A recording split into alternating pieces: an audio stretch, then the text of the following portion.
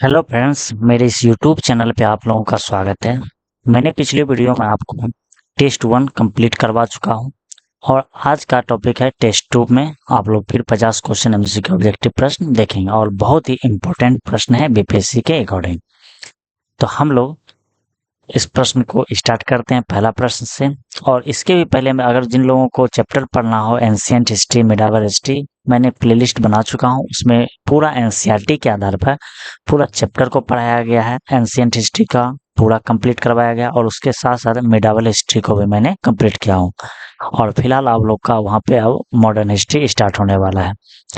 तो आप लोग चैप्टर अगर पढ़ना है तो चैप्टर भी पढ़ सकते हैं। और यहाँ तो आप लोगों के लिए बहुत ही रिसर्च करके तैयार किया हुआ क्वेश्चन जो कि बीपीएससी के अकॉर्डिंग है, आप लोग टेस्ट 2 बनाने जा रहे हैं। तो मैंने टेस्ट 1 करवा चुका हूँ, उसे भी आप लोग देखें।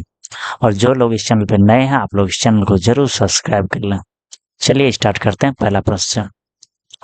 पहला प्रश्न है 1857 के विद्रोह के समय बिहार में बाबू कुंवर सिंह के नेतृत्व में विद्रोही सेना का मुख्य सैन्य सलाहकार कौन था। इनका कहने का मतलब है 1857 में जो बाबू कुंवर सिंह जो बिहार के जगदीशपुर से जो विद्रोह किए थे, तो उनका मुख्य सैन्य सलाहकार कौन था। मतलब बाबू कुंवर सिंह का मुख्य सैन्य सलाहकार कौन था।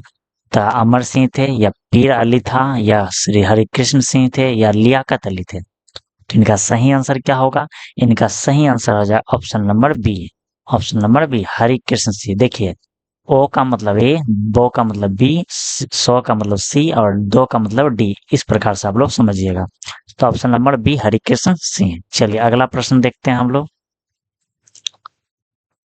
चंपारण सत्याग्रह के दौरान गांधी जी के साथ निम्नलिखित में से कौन शामिल नहीं था। जब चंपारण सत्याग्रह हुआ था तो उस समय गांधी जी के साथ कौन शामिल नहीं था।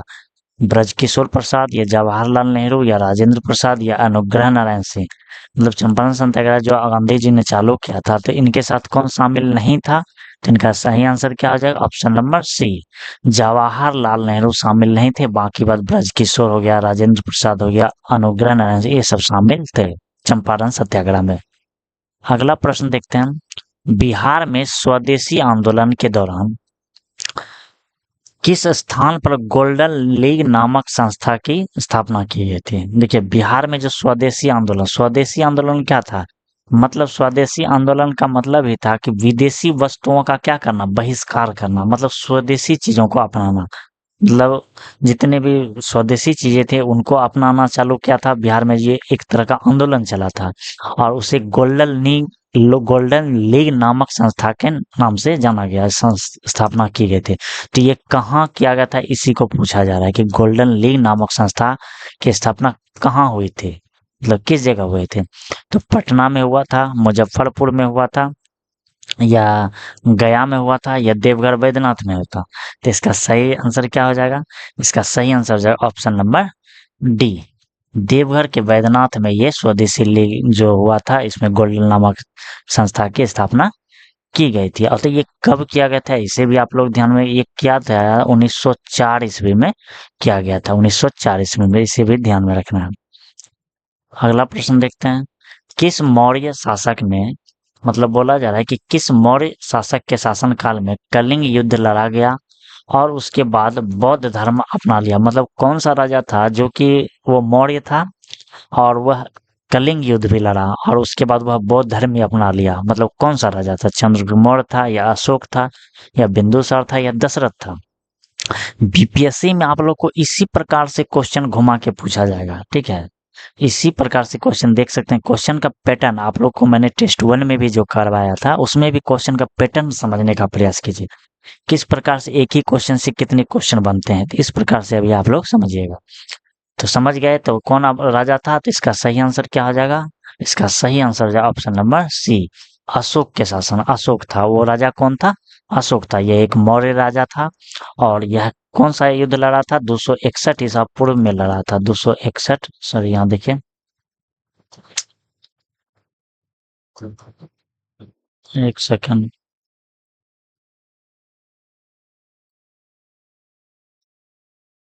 हाँ, ये 261 ईस्वी पूर्व में लड़ा गया युद्ध था। ये कलिंग युद्ध कब लड़ा गया था? तो 261 ईसा पूर्व में लड़ा गया था, अशोक के समय। तो इसी युद्ध को लड़ने के बाद क्या हुआ, तो इसमें इतना मतलब युद्ध में इतना सैनिक मरा कि इससे आहत होकर अशोक ने अपने इच्छा पे कंट्रोल करके क्या किया, उसके बाद अपने आप को अच्छे राह दिखाने के लिए इन्होंने क्या किया, बौद्ध धर्म को अपना लिया था। कौन? अशोक ने। ये बात भी आप लोग समझ गए, तो ऑप्शन नंबर सी इसका आंसर हो जाएगा। अगला प्रश्न देखते हैं। नालंदा विश्वविद्यालय को नष्ट करने वाला बख्तियार खिलजी जो है किस तुर्क आक्रमणकारी का सेनापति था? कहने का मतलब ये जो नालंदा विश्वविद्यालय ये कहाँ पड़ता है, तो ये बिहार में है। कहाँ है? बिहार में। बिहार में ही एक नालंदा विश्वविद्यालय है जिसको कि बख्तियार खिलजी ने क्या कर दिया, मतलब तोड़ दिया था, नालंदा विश्वविद्यालय को नष्ट कर दिया था। तो कौन था, मतलब वो किसका सेनापति था? तो महमूद गजनी का था, या कुतुबुद्दीन ऐबक का था, या मोहम्मद गौरी का था, या इल्तुतमिश का था? तो इनका सही आंसर क्या हो जाएगा? इनका सही आंसर हो जाएगा ऑप्शन नंबर बी, ये मोहम्मद गौरी का सेनापति था। हालांकि बाद में जाके ये कुतुबुद्दीन ऐबक का भी संरक्षण में रहा था, मतलब इनके दरबार में भी रहा अंतिम में। लेकिन पहले कौन था? मोहम्मद गौरी के दरबार में रहता था, मतलब इन्हीं का कमांडर था। तो ऑप्शन नंबर बी आंसर हो जाएगा। अगला प्रश्न है, भारतीय संविधान की प्रस्तावना में समाजवादी और धर्मनिरपेक्ष शब्द किस संविधान संशोधन द्वारा जोड़ा गया था? देखिए, ये समाजवादी और धर्मनिरपेक्ष ये होता क्या है? समाजवादी का मतलब होता है कि समाजवादी का मतलब समझिए कि समाजवादी मतलब होता है कि एक तरह से सरकार का जितना भी धन संपत्ति है उस पर क्या होता है, सभी का अधिकार होना चाहिए। मतलब समाजवादी पद जो जोड़ा गया, ये क्यों जोड़ा है? समाजवादी का अर्थ ही होता है सरकार का जितना भी धन संपत्ति कुछ भी है वो सभी क्या है, जनता का है, सभी का अधिकार है उस पर। समाजवादी का अर्थ हुआ।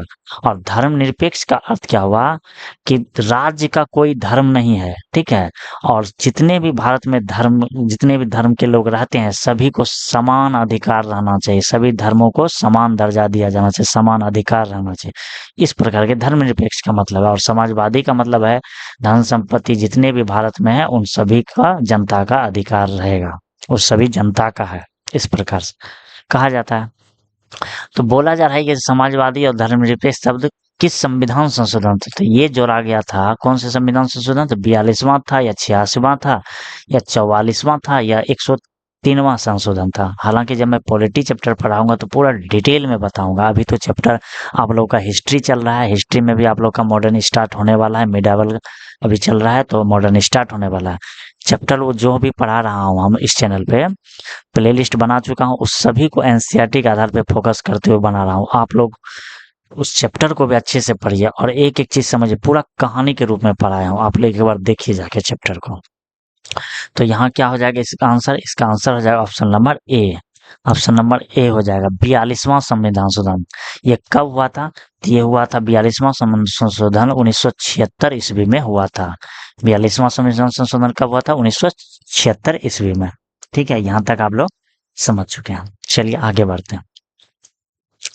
भारतीय संविधान के किस अनुच्छेद के अंतर्गत संसद को नए राज्यों के निर्माण की शक्ति प्राप्त है?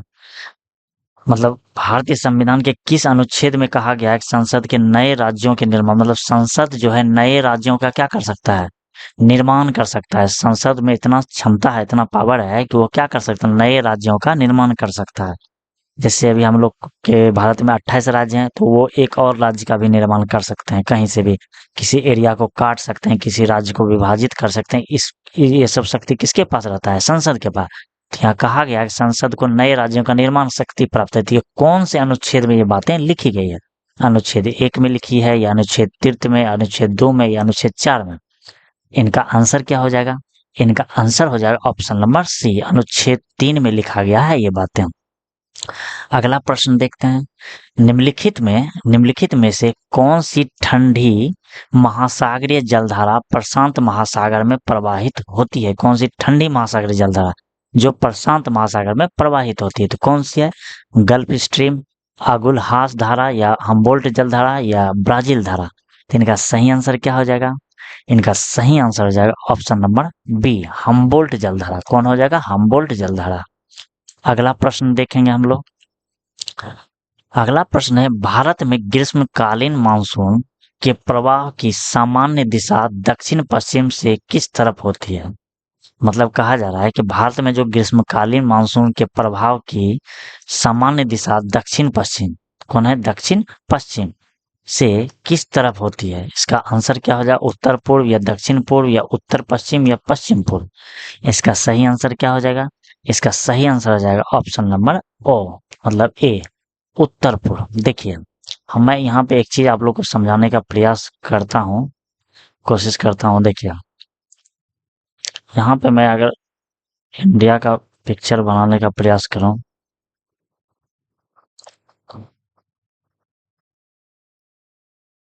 अगर इंडिया है तो देखिए मानसून किस प्रकार से आते हैं? मानसून इधर से आते हैं, ठीक है। मानसून कहाँ से स्टार्ट होता है? दक्षिण पश्चिम। इधर देखिए पश्चिम हो गया और इधर क्या हो गया? दक्षिण हो गया, नीचे का एरिया। इधर पश्चिम, तो इसी को बोलते हैं दक्षिण पश्चिम। देख सकते हैं लिखा हुआ है दक्षिण पश्चिम, मतलब दक्षिण नीचे और इधर पश्चिम हो गया। इधर पश्चिम हो गया, इधर दक्षिण हो गया। इधर से मानसून आते हैं और मानसून जो है ऐसे करके ऐसे ऊपर चढ़ते चढ़ते क्या करते हैं? ये पूरा भारत पे क्या करवाते हैं? बारिश करवाते हैं। ऐसे यहाँ से स्टार्ट होते हैं, इस एरिया से स्टार्ट होते हैं और इस एरिया से स्टार्ट होकर पूरा भारत पे क्या करते हैं? बारिश करवाते हैं। और लौटते कैसे हैं? लौटने के क्रम में इस एरिया से ही लौटते हैं, पूरा इस एरिया से लौटते हैं, ठीक है। लौटते भी हैं इस एरिया से, और ये तमिलनाडु के नीचे जो है इस एरिया में पूरा बारिश करवाते हैं। लौटने का क्रम कौन है? उत्तर पश्चिम, मतलब उत्तर ऊपर हो गया, इधर देखिए उत्तर हो गया और इधर क्या हो गया? पूर्व हो गया। ये कौन सा साइड? पूर्व हो गया। तो उत्तर और पूर्व, मतलब लौटते हैं उत्तर पूर्व से और जाते हैं दक्षिण पश्चिम में। तो क्वेश्चन में क्या क्या आ गया कि जाते हैं किस किस दिशा से जाते हैं? तो दक्षिण पश्चिम। देख सकते हैं दक्षिण पश्चिम एरिया से जाते हैं और लौटते किस तरफ से हैं? तो उत्तर और पूरब। ये उत्तर हो गया और ये पूरब हो गया। देख सकते हैं इसका आंसर क्या हो गया? उत्तर पूरब। तो आप लोग लौटता है उत्तर पूरब से और जाते हैं दक्षिण पश्चिम से। इसे ध्यान में रखना है आप लोग। इसका आंसर हो जाएगा ऑप्शन नंबर ए। अगला प्रश्न है, बिहार के किस जिले में सबसे अधिक धारवाड़ भूतत्व चट्टानें पाई जाती हैं? रोहतास हो गया, पूर्णिया हो गया, जमुई और मुंगेर हो गया या सारण हो गया? इनका सही आंसर क्या हो जाएगा? इनका सही आंसर हो जाएगा ऑप्शन नंबर बी, जमुई और मुंगेर में आप लोगों को धारवाड़ भूतत्व चट्टानें मिलेंगे। प्रकाश संश्लेषण की प्रक्रिया में सबसे प्रभावी प्रकाश किरणें कौन सी होती है? मतलब प्रकाश संश्लेषण की जो प्रक्रियाएं होती है, प्रक्रिया में सबसे प्रभावी प्रकाश संश्लेषण प्रकाश की किरणें कौन सी होती है? हरा और पीला, बैगनी और नारंगी, लाल और नीला या पीला और संतरी? इनका सही आंसर क्या हो जाएगा? इसका सही आंसर हो जाएगा ऑप्शन नंबर बी, लाल और नीला। सबसे ज्यादा प्रभावी कौन होगा? लाल और नीला। अगला प्रश्न देखते हैं, मानव शरीर में विटामिन के की कमी से निम्नलिखित में से क्या मुख्य प्रभाव पड़ता है? रतौंधी होता है या बेरी-बेरी होता है या रक्त का थक्का ना जमना होता है या स्कर्वी होता है? मतलब क्या होता है? विटामिन के की कमी से क्या होता है? तो इसका सही आंसर क्या होगा? इनका सही आंसर हो जाएगा ऑप्शन नंबर बी, रक्त का थक्का ना जमता है। इसकी कमी, अगर विटामिन के की कमी हो जाएगा तो आपके शरीर में रक्त का थक्का नहीं जमेगा। अगला प्रश्न देखते हैं, निम्नलिखित में से कौन सा एक सदिश वेक्टर मतलब सदिश राशि नहीं है? इसे ध्यान में देना है। क्वेश्चन इस प्रकार है, आप लोग स्पीड में पढ़िएगा सदिश राशि, आप सदिश राशि को चुन के लगा दीजिएगा, लेकिन गलती। लेकिन पीपीएससी क्या कर रहा है, इस प्रकार से प्रश्न पूछा जाए नहीं लास्ट में दे दिया जाएगा। आपका थोड़ा सा भी ध्यान इधर उधर रहा, आप गलत करके क्वेश्चन आ जाएंगे। इसलिए क्वेश्चन को पूरा अच्छे से देखिएगा, क्वेश्चन को पूरा डिटेल से देखिएगा कि क्या कहा जा रहा है। तो कहा जा रहा है नहीं, इस बात को ध्यान में रखना है। तो कौन नहीं है? तो नहीं कौन सा सदिश राशि कौन नहीं है? विस्थापन नहीं है या विद्युत धारा या वेग या त्वरण? इनका सही आंसर क्या होगा? इनका सही आंसर जो ऑप्शन नंबर सी, विद्युत धारा जो है ये क्या है? सदिश राशि नहीं है। बाकी तो सब सदिश राशि है बाकी। अगला प्रश्न देखते हैं, आधुनिक आवर्त सारणी में आवर्त की कुल संख्या कितनी है? आवर्तों की पीरियड्स की कुल कितनी संख्या कितनी है? 7 है या 18 है या 8 है या 9 है?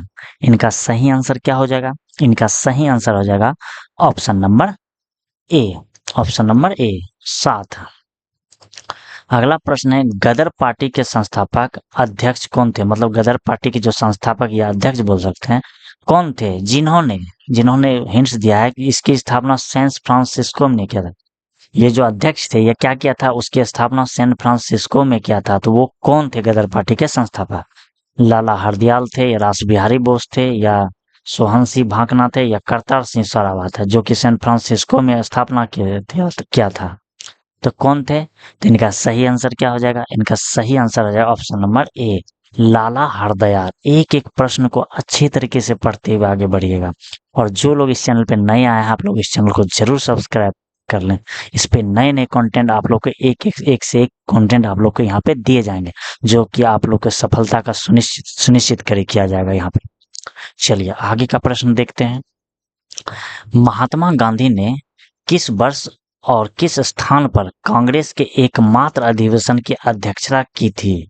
मतलब महात्मा गांधी जो थे, ये मात्र एक अधिवेशन में भाग लिए थे। देखिए, बोला जा रहा है कांग्रेस की स्थापना 1885 से लेके चलते स्टार्ट हुआ था।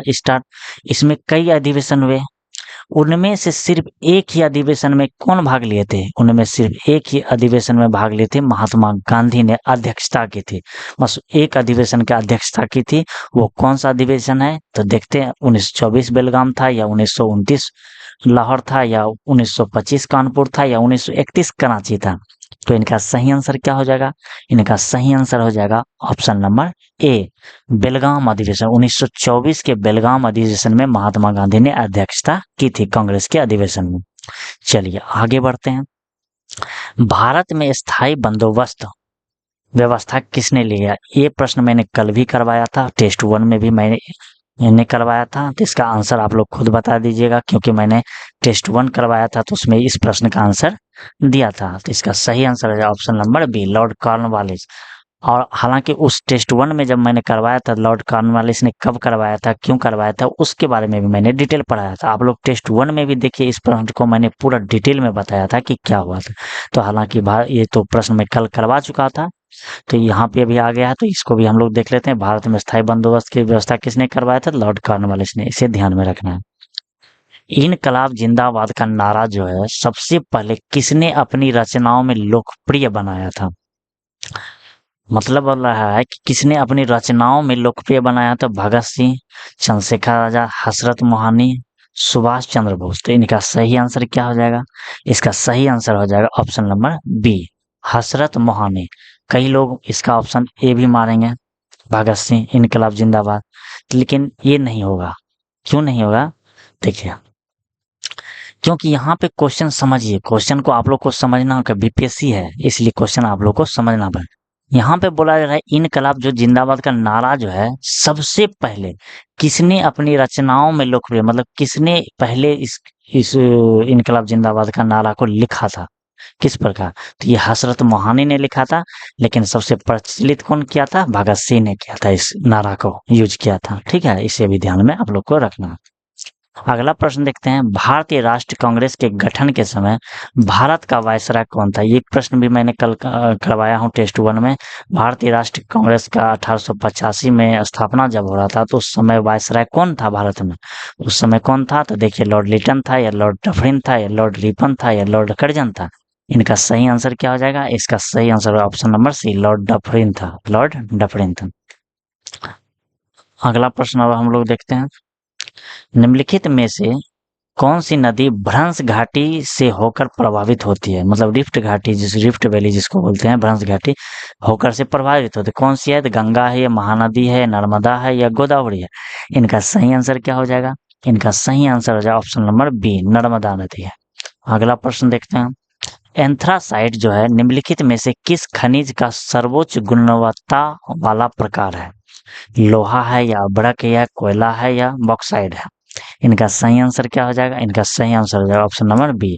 कहने का मतलब एंथ्रासाइड जो है, ये कोयला से संबंधित है, और कोयला में भी सबसे उच्च किस्म के, सर्वोच्च गुणवत्ता वाले कोयले हैं एंथ्रासाइड। इसे ध्यान में रखना।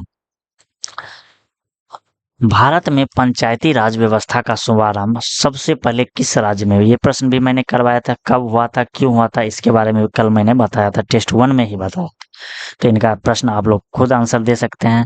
तो इसका सही आंसर क्या हो जाएगा? ऑप्शन नंबर बी, राजस्थान में। और दूसरा बात करें, दूसरा पंचायती राज व्यवस्था किस राज्य में हुआ था? तो आंध्र प्रदेश में। ये दूसरा नंबर पे था या पहला? पहले यहाँ हुआ था राजस्थान में, दूसरा आंध्र प्रदेश में हुआ था। इसे भी ध्यान में रखना है। तो आंसर हो जाएगा ऑप्शन नंबर बी। अगला प्रश्न है, सर्वोच्च न्यायालय के न्यायाधीशों को उनके पद से हटाने की प्रक्रिया का आधार क्या है? मतलब सर्वोच्च न्यायालय मतलब सुप्रीम कोर्ट के न्यायाधीश को उसके पद से हटाने की प्रक्रिया क्या है? केवल दिवालियापन, या राष्ट्रपति की इच्छा पर, या साबित कदाचार और असमर्थता, या प्रधानमंत्री के सलाह पर? मतलब किस एक टॉपिक से हट सकता है ये सर्वोच्च न्यायालय के मुख्य न्यायाधीश? तो इसका सही आंसर क्या हो जाएगा? इनका सही आंसर हो जाएगा ऑप्शन नंबर बी। मतलब इस साबित कदाचार हो जाए, कदाचार साबित हो जाए कि हाँ ये कदाचार किया है, और असमर्थता हो जाए, इसमें उतनी कैपेसिटी नहीं रही करने की आगे, तो इस प्रकार से ये हट सकते हैं। अगला प्रश्न देखते हैं, भारतीय संविधान के किस अनुच्छेद में धन विधेयक, जिसे कि मनी बिल भी कहते हैं, मनी बिल की परिभाषा दी गई? मतलब कौन से अनुच्छेद में दिया गया है धन विधेयक की चर्चा है? आर्टिकल है 108, या आर्टिकल 112, आर्टिकल 110, या आर्टिकल 124? इनका सही आंसर क्या होगा? इनका सही आंसर हो जाएगा ऑप्शन नंबर बी, आर्टिकल कितना है? 110। अगला प्रश्न देखते हैं, भारत में राष्ट्रीय आय का आकलन सबसे पहले वैज्ञानिक पद्धति से किसने किया था? भारत में जो राष्ट्रीय आय का आकलन जो सबसे पहले वैज्ञानिक पद्धति से किसने किया था? तो दादा भाई नारोजी ने, या पीसी महालनोबिस, या वी.के.आर.वी. राव, या जॉन मथाई ने? इनका सही आंसर क्या हो जाएगा? इनका सही आंसर हो जाएगा option number B, V K R V. Rao ने, वी.के.आर.वी. राव ने। इसे ध्यान में रखना है। चलिए अगला प्रश्न हम लोग देखते हैं। अगला प्रश्न है, जीएसटी जिसे कि वस्तु एवं सेवा कर कहते हैं, भारत में किस संवैधानिक संशोधन के तहत लागू किया गया था? ठीक है, जैसे हम लोग बताए थे समाजवादी और धर्मनिरपेक्ष कैसे लागू हुआ था, कौन से संविधान संशोधन? तो 42वां संविधान संशोधन 1976 बताया। उसी प्रकार बोला जा रहा है कि वस्तु एवं सेवा कर जो जीएसटी होता है वो भारत के किस संशोधन के तहत लागू किया था? 100वां संशोधन था, या 102वां संशोधन, या 101वां संशोधन, या 103वां संशोधन? इनका सही आंसर क्या हो जाएगा? इनका सही आंसर हो जाएगा ऑप्शन नंबर बी, 101वां संशोधन के तहत जो है जीएसटी को ला। और जीएसटी का आप लोग को फुल फॉर्म भी पूछा जाता है परीक्षा, तो फुल फॉर्म हो जाएगा गुड्स एंड, ये देख एक सेकेंड,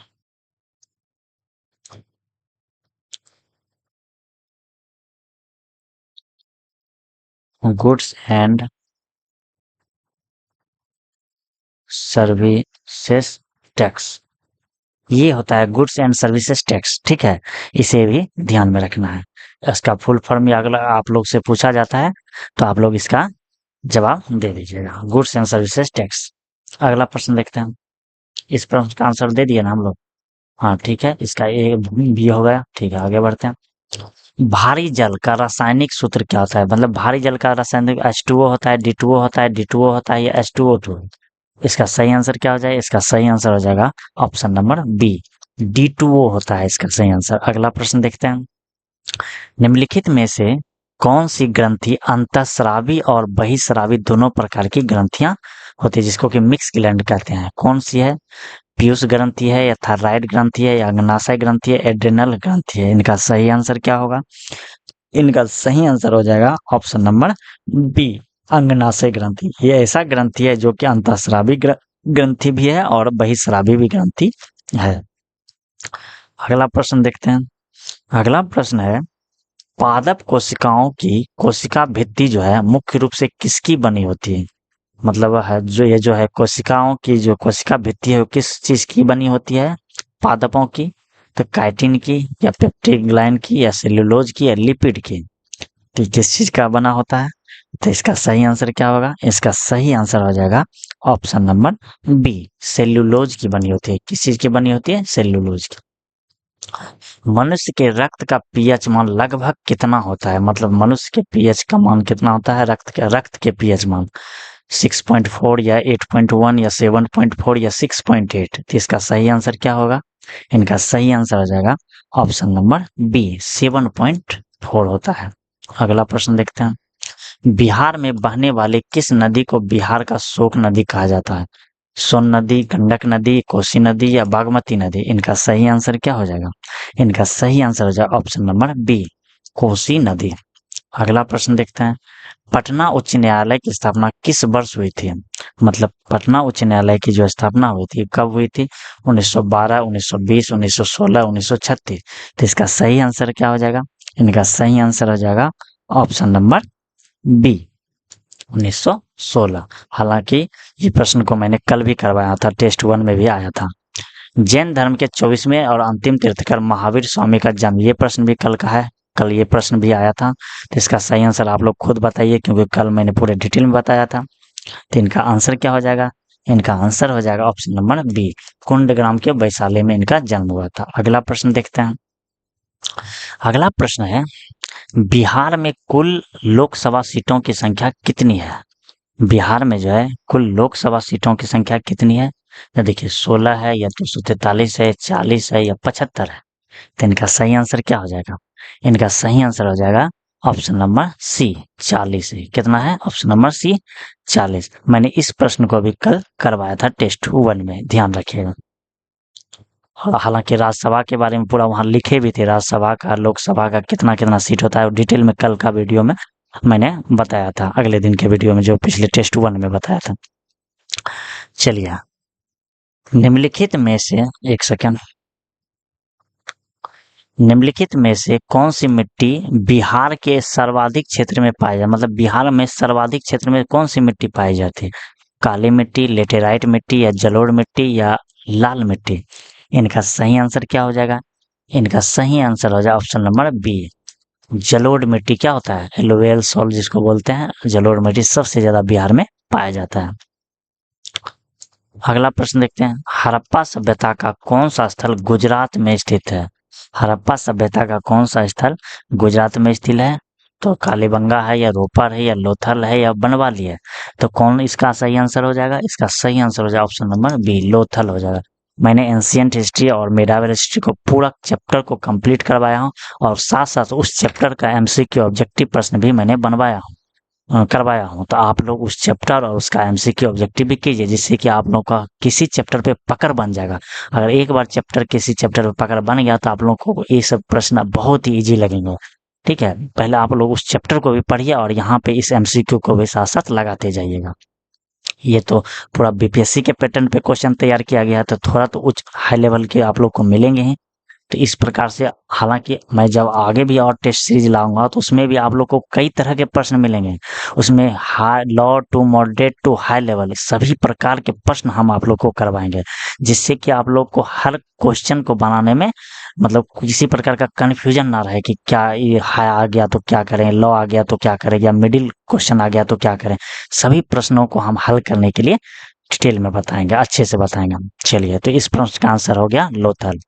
चलिए, अगला प्रश्न देखते हैं। और जो लोग इस चैनल को नहीं सब्सक्राइब किए हैं, आप लोग इस चैनल को सब्सक्राइब कर लें। जो लोग नए हैं, इस चैनल को सब्सक्राइब करके और इसे फॉलो करें, और ये प्ले लिस्ट में जाके सभी वीडियो को देखें। ऋग्वेद में सबसे अधिक बार किस नदी का उल्लेख किया गया है? देखिए, बोला जा रहा है ऋग्वेद में जो है सबसे अधिक बार किस नदी का उल्लेख है, मतलब किस नदी का सबसे ज्यादा उल्लेख है? तो गंगा का है या सिंधु का है, यमुना का है या सरस्वती का है? इसका सही आंसर क्या हो जाएगा? इसका सही आंसर हो जाए ऑप्शन नंबर सी, सबसे अधिक बार किसका चर्चा है ऋग्वेद में? सिंधु नदी की चर्चा है। सबसे अधिक बार किसकी चर्चा है? सिंधु ने। लेकिन अब ऑप्शन को अगर देखते हैं तो गंगा की भी चर्चा है। गंगा की एक बार चर्चा है। कितनी बार है? एक बार। गंगा की एक बार चर्चा है। बात करें वही यमुना की, तो यमुना की 3 बार चर्चा है। कितनी बार है? 3 बार चर्चा है ये ऋग्वेद में। और सरस्वती की बात करें तो सरस्वती को क्या माना गया? सरस्वती को पवित्र नदी माना गया। सभी सरस्वती को पवित्र नदी माना गया है। तो आप लोग समझ सकते हैं यहाँ से कि ऋग्वेद में सबसे अधिक बार किस नदी की चर्चा है? तो सिंधु नदी की चर्चा है। ऋग्वेद में गंगा की कितनी बार चर्चा है? एक बार। ऋग्वेद में यमुना की कितनी बार चर्चा है? तो 3 बार। और ऋग्वेद में सरस्वती को क्या कहा गया है? तो पवित्र नदी माना गया है इसको। चलिए, अगला प्रश्न देखते हैं। तो इसका आंसर तो आप लोग का सी हो गया, इसे ध्यान में रखना। अगला प्रश्न देखते हैं। निम्नलिखित में से, बोला जा रहा है कि निम्नलिखित में से किसने तीनों गोलमेज सम्मेलन में भाग लिया था? मतलब कौन इस ऑप्शन में था जिसने कि तीनों गोलमेज सम्मेलन में भाग लिया था? तो कौन लिया था? महात्मा गांधी था, या सुभाष चंद्र बोस, या बी आर अम्बेडकर, या सरदार पटेल? तो इसका सही आंसर क्या होगा? इनका सही आंसर ऑप्शन नंबर बी है। डॉक्टर बी आर अम्बेडकर ने क्या किया था? तीनों गोलमेज सम्मेलन में भाग लिया था। आप लोग को पता होना चाहिए कि पहला गोलमेज सम्मेलन कब हुआ था, इसे भी आप लोग को ध्यान में रखना है। 1930 में हुआ था, दूसरा हुआ था 1931 में, और तीसरा हुआ था 1932 में। इसे भी आप लोग, ये पहला गोलमेज सम्मेलन, ये दूसरा गोलमेज सम्मेलन और तीसरा गोलमेज, और ये तीनों में भाग कौन लिया था? तो बी आर अम्बेडकर ने लिया था। यहीं पे क्वेश्चन एक और आएगा कि दूसरा गोलमेज सम्मेलन में कौन भाग लिया? तो यहाँ पे महात्मा गांधी ने भाग लिया था, इसे भी ध्यान में रखना है। दूसरा गोलमेज सम्मेलन में किसने भाग लिया था? महात्मा गांधी ने। लेकिन तीनों गोलमेज सम्मेलन में डॉक्टर बी आर अम्बेडकर ने भाग लिया था। तो इस प्रश्न का 38 नंबर, इस प्रश्न का तीनों गोलमेज सम्मेलन में कौन भाग लिया था? तो ऑप्शन नंबर बी इसका आंसर सही होगा। चलिए आगे बढ़ते हैं। साइमन कमीशन भारत किस वर्ष आया था? मतलब साइमन कमीशन जो भारत आया था, कब आया था? तो 1927 में, 1930 में, 1928 में, 1931 में। इसका सही आंसर क्या हो जाएगा? इसका सही आंसर हो जाएगा ऑप्शन नंबर बी, 1928 ईस्वी में आया था। देखिए इसको भी थोड़ा सा समझिए। साइमन कमीशन 1927 में बन के तैयार हो गया था, लेकिन ये भारत कब आया था? भारत आया था 1928 में। साइमन कमीशन इसलिए आया था कि उस समय एक 1919 में जो है मॉन्टेग्यू चेम्सफोर्ड अधिनियम, मॉन्टेग्यू चेम्सफोर्ड एक एक्ट बना था, जिसमें कि जांच के लिए, इसका जांच करने के लिए आया था कौन? यही आया था साइमन कमीशन। और साइमन कमीशन भी आया था, ये 7 लोग थे। कितने लोग थे? 7 लोग। ये साइमन कमीशन जो आए थे भारत, ये 7 लोग आए थे। सातों के सातों क्या थे? अंग्रेज थे। सातों के सातों क्या थे? अंग्रेज थे। तो इस वजह से इसका विरोध भी किया गया। इस वजह से क्या किया? इसको विरोध भी हुआ। इसलिए विरोध हुआ कि सातों के साथ अंग्रेज थे, इसमें एक भी भारतीय का हिस्सा नहीं, मतलब एक भी भारतीय इसमें शामिल नहीं था। इस वजह से भारत के जितने भी जनता थे, इनका क्या किया? बहुत जोर शोर से विरोध किया था इन साइमन कमीशन का। इसको भारत से गो बैक बोला गया था, साइमन कमीशन को वापस जाओ, इस प्रकार के नाराएं लगी थी। लेकिन ये साइमन कमीशन आए थे किस लिए? ये जो 1919 में मॉन्टेग्यू चेम्सफोर्ड एक्ट आया था, इसमें जो जो धांधलियां हुई थी, इसकी जांच करने के लिए आए थे। तो आप लोग समझ चुके हैं। चलिए इस प्रश्न का आंसर तो 1928 हो गया। चलिए आगे बढ़ते।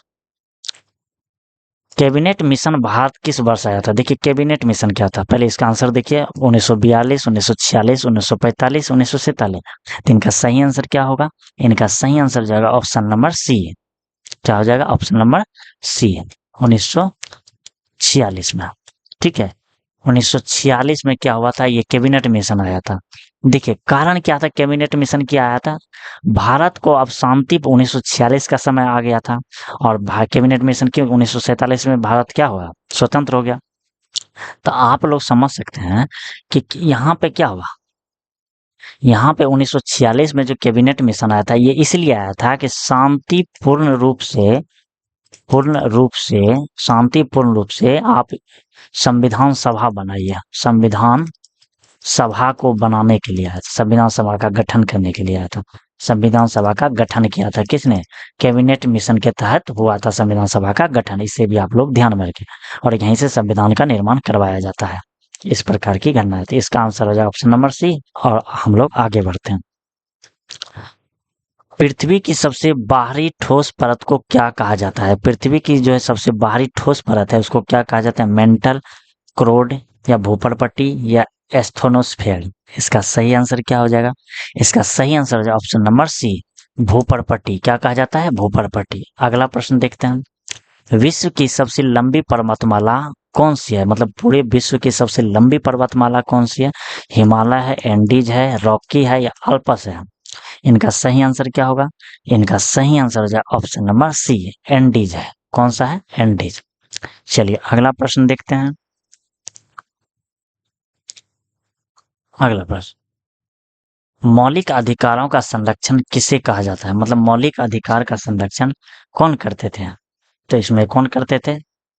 तो देखिए ध्यान रखिए, मौलिक अधिकार का संरक्षण कौन करते थे? संसद करते थे, सर्वोच्च न्यायालय के एवं उच्च न्यायालय के न्यायाधीश, या राष्ट्रपति, या प्रधानमंत्री?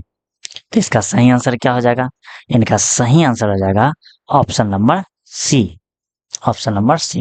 ये जो मौलिक अधिकार है, जनता का जो मौलिक अधिकार है, उसका हनन ना हो जाए, उसके लिए कौन तैयार रहता है, उसका संरक्षण कौन करता है? तो सुप्रीम कोर्ट के न्यायालय, सुप्रीम कोर्ट और हाई कोर्ट, यही दोनों क्या करते हैं, इनका संरक्षण करते हैं।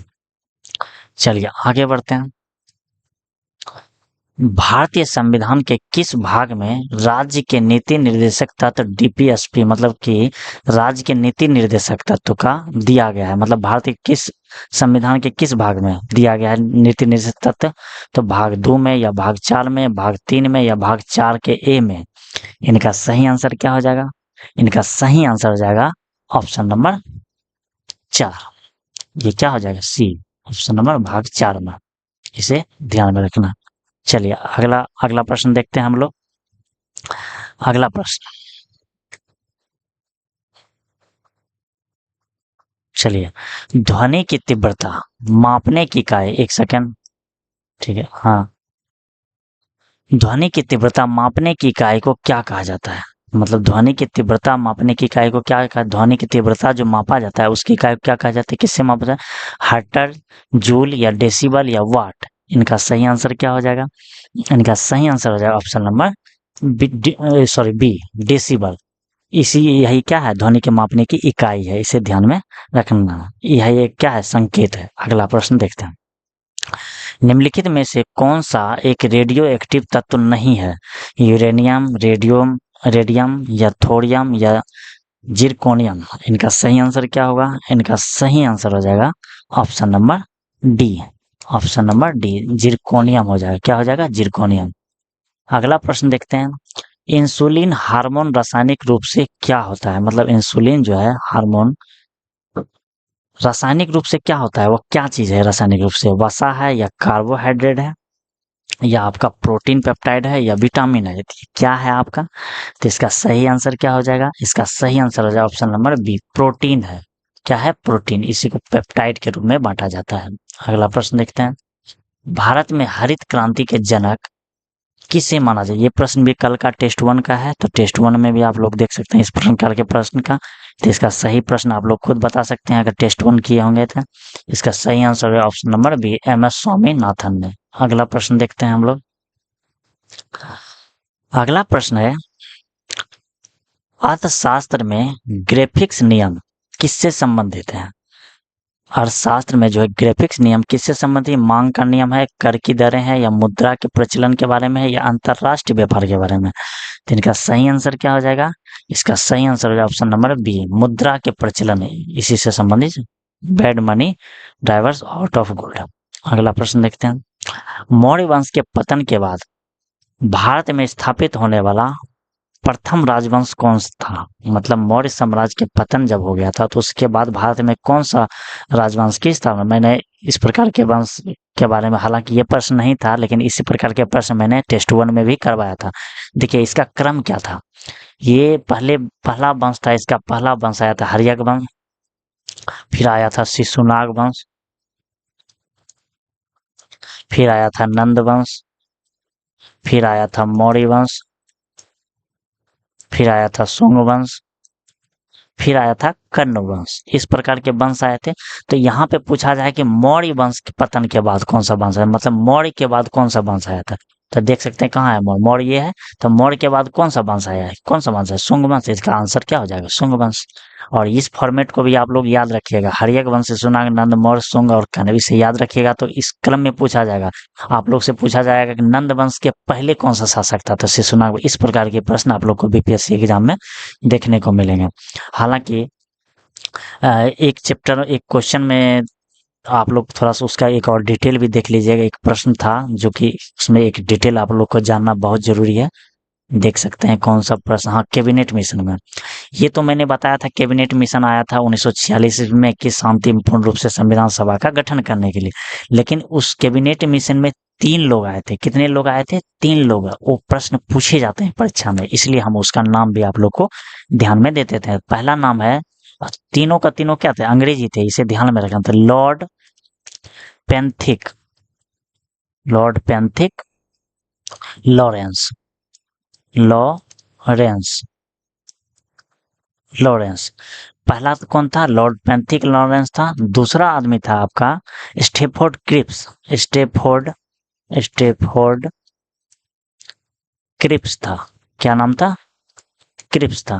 और तीसरा व्यक्ति था एवी अलेक्जेंडर था। क्या नाम था? एवी अलेक्जेंडर, एवी अलेक्जेंडर था।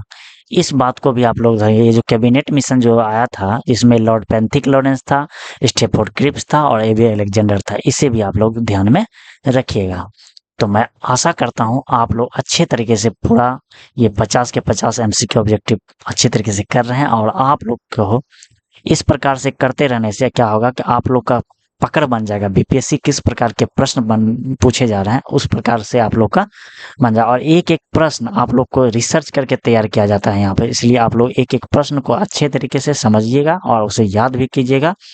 और जिसको अगर समझ में कम आ रहा है तो वो लोग पहले चैप्टर को पढ़िए। मैंने चैप्टर को भी पढ़ा चुका हूँ। मैंने ancient history, medieval history complete करवा चुका हूँ। आप लोग वहाँ पे प्लेलिस्ट बना है, उसमें जाके आप लोग देखिए। और मॉडर्न हिस्ट्री वहाँ पे स्टार्ट होने वाला है।